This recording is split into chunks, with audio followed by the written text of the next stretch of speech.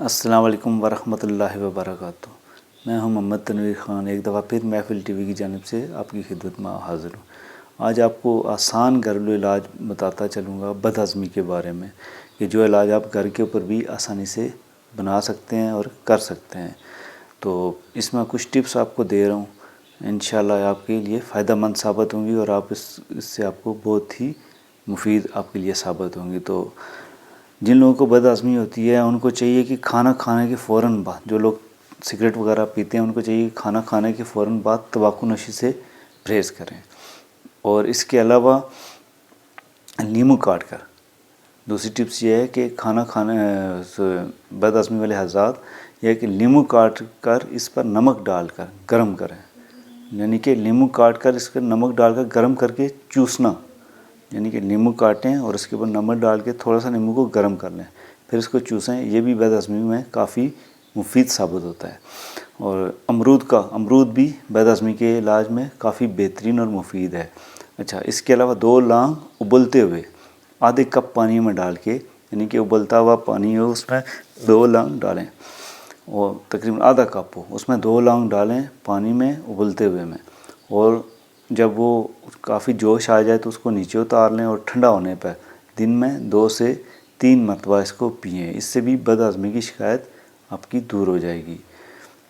تو اس کے علاوہ پپیتا کھانے سے بھی آپ کو بد ہضمی کی شکایت دور ہوگی، چونکہ پپیتا زود ہضم ہوتا ہے، معدہ اس کو جلد ہضم کر لیتا ہے اور معدے کے دیگر امراض کو بھی یہ ٹھیک کرتا ہے۔ اس سے بھی آپ کی بد ہضمی انشاءاللہ دور ہوگی۔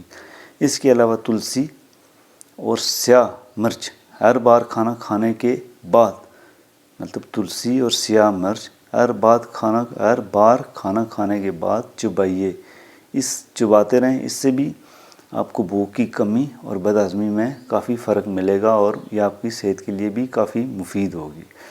زیرہ جو کہ عام سی ایک سفید ہو یا کالا ہو، ہر 50 سٹور کریانہ سٹور سے بھی یہ مل جاتا ہے۔ زیرہ تقریباً 2 چمچ پانی کو ابال لیں، 1 گلاس پانی ابال لیں، اس میں یہ 2 چمچ زیرہ ڈال لیں۔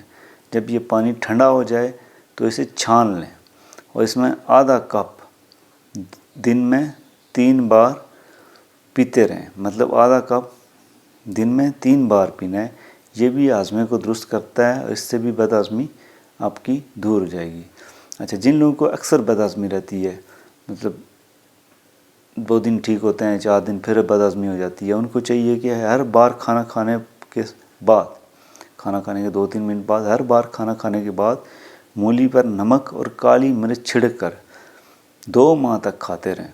مولی پر نمک اور کالی مرچ چھڑک کر 2 ماہ تک کھائیں، انشاءاللہ ان سے بھی ان کا پیٹ ٹھیک ہوگا اور بد ہضمی دور ہو جائے گی۔